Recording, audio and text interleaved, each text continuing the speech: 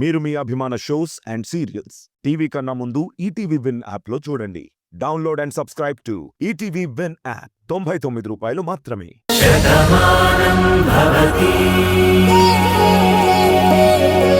తీసుకొచ్చి చాలా టైం అయింది. ఇప్పుడు మిడ్నైట్ 1 o'clock దాటుతోంది. కానీ ఇంతవరకు తన స్పృహలోకి రావడం లేదేంటి? నాకెందుకో భయంగా ఉంది. తనకే ప్రాబ్లం లేదు కదా? లేదు మురారి గారు, ఇందాక తన కండిషన్ ఏంటో మీకు చెప్పాను కదా. అన్నీ అబ్జర్వ్ చేసి రిపోర్ట్స్ తెలుసుకున్నాకే తనకి ఇంజెక్షన్ చేశాము. ఆ ఇంజెక్షన్ వల్ల అలాగే ఉంటుంది. చాలాసేపు తను డ్రౌజీగా ఉంటుంది. ఇంజెక్షన్ పనిచేస్తుంది అనడానికి మాకు కొన్ని రిజల్ట్స్ కనిపిస్తాయి. బీపీ నార్మల్లోకి రావడం, హార్ట్ బీట్, పల్స్ అన్నీ నార్మల్లోకి వస్తుంటే ఇంజెక్షన్ పనిచేస్తుంది అని అర్థం. ఆ తర్వాతే తను స్పృహలోకి వస్తుంది. తను డ్రౌజీగా ఉంటుంది. మీరు అనవసరంగా భయపడవలసిన అవసరం లేదు. ప్రాపర్ ట్రీట్మెంట్లో ఉంది కాబట్టి డెఫినెట్గా కోలుకుంటుంది. నేను చూసుకుంటాను, మీరేం టెన్షన్ పడకండి.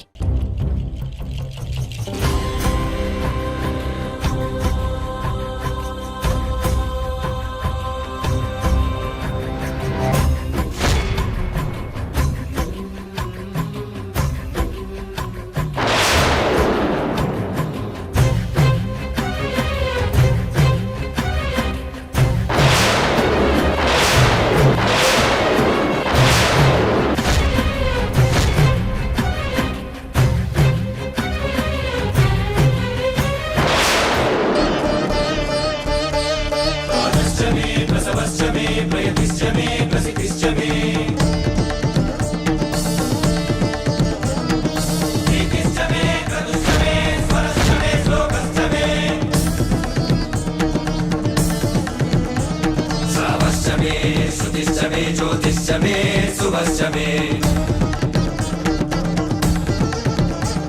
प्राणश्चमे अपानश्चमे ज्ञानश्चमे सुश्चमे चित्तञ्चमे आधीतञ्चमे वाच्चमे मनश्चमे चक्षुश्चमे श्रोत्रञ्चमे दक्षश्चमे बलञ्चमे.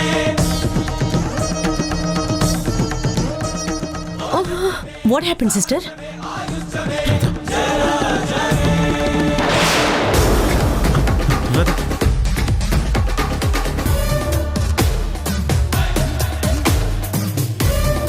ఏమైంది రాధా? రాధా, ఏంటి డాక్టర్? ఏం జరుగుతుంది? రాధకి ఎందుకు ఇలా అవుతుంది? ప్లీజ్ మీరు సైలెంట్గా ఉండండి. సిస్టర్, ఇంజెక్షన్ తీసుకురా. అలాగే. మావయ్య, రాధా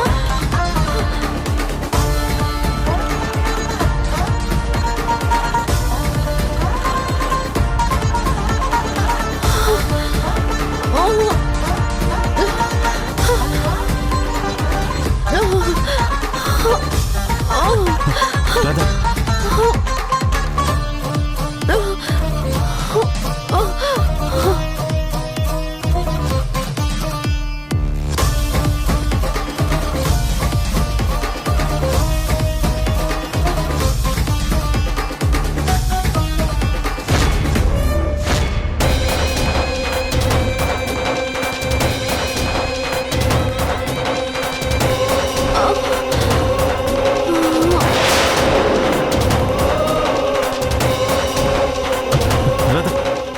మీరేం కంగారు పడకండి. మీరు బయట వెయిట్ చేయండి.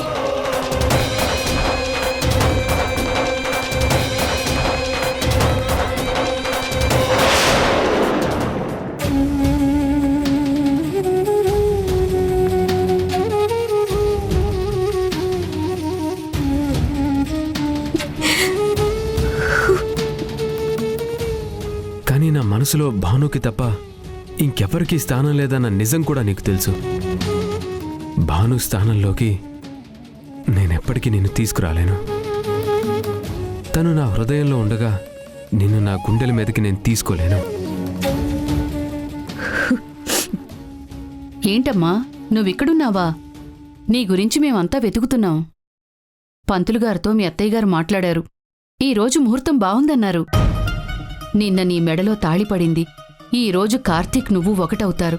ఇంక నీ జీవితం అంతా బావుంటుంది. ఏ పెళ్లినైతే ఆపాలని అజయ్ ఇంతలా ప్రయత్నించాడో, నీ జీవితాన్ని శాసించాలని ఎంతలా అనుకున్నాడో కాని చూసావా, నిన్న బామ్మగారు చెప్పినట్టు కర్మ వాణ్ణి వెంటాడింది. ఏది ఏమైనా సరే ఇప్పుడు వాడు హాస్పిటల్ పాలయ్యాడు.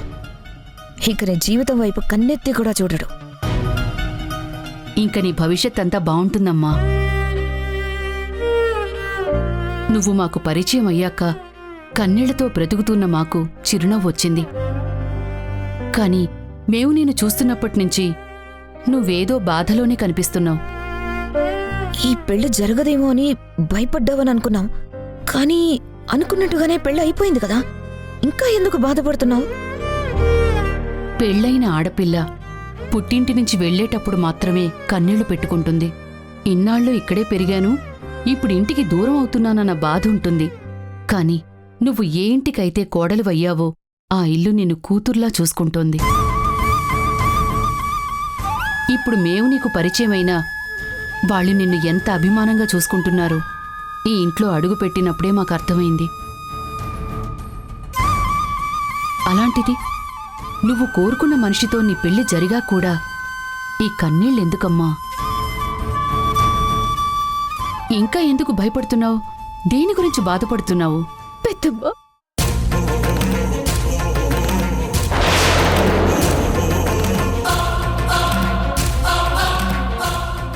నీలిమా, ఏం నీలిమా, ఎందుకు అంత బాధపడుతున్నావు? అసలేం జరిగింది? ఏం చెప్పాలో ఎలా చెప్పాలో కూడా నాకు అర్థం కావడం లేదు. నా జీవితం ఇప్పటికీ సమాధానం లేని ప్రశ్నగానే మిగిలిపోతుంది. ఏమ్మా? మీ అందరి దృష్టిలో నా జీవితంలో వెలుగొచ్చింది అనుకుంటున్నారు, కానీ కొడికట్టిపోతుందని నాకు మాత్రమే అర్థమవుతుంది. ఏంటా పిచ్చి మాటలు? కాళ్ల పారాణి కూడా అరలేదు, ఇంటి కట్టిన తోరణాలు కూడా వాడలేదు. అప్పుడే ఇలా మాట్లాడకూడదు. నీ జీవితం చిగురించింది, హాయిగా నీ బ్రతుకు బాగుంటుంది అనుకుంటున్నాం. కానీ నువ్వేంటి ఇలా నైరాశ్యంగా మాట్లాడుతున్నావు? చెప్పాను కదా పెద్దమ్మా, నేను ప్రేమించిన కార్తీక్ నా జీవితంలోకి వచ్చాడు, కానీ తను కట్టిన తాళి మాత్రమే నా గుండెల మీదుంటుంది. తన గుండెల మీద నాకు స్థానం లేదని కార్తీక్ నాతో ఎప్పుడూ చెప్పాడు.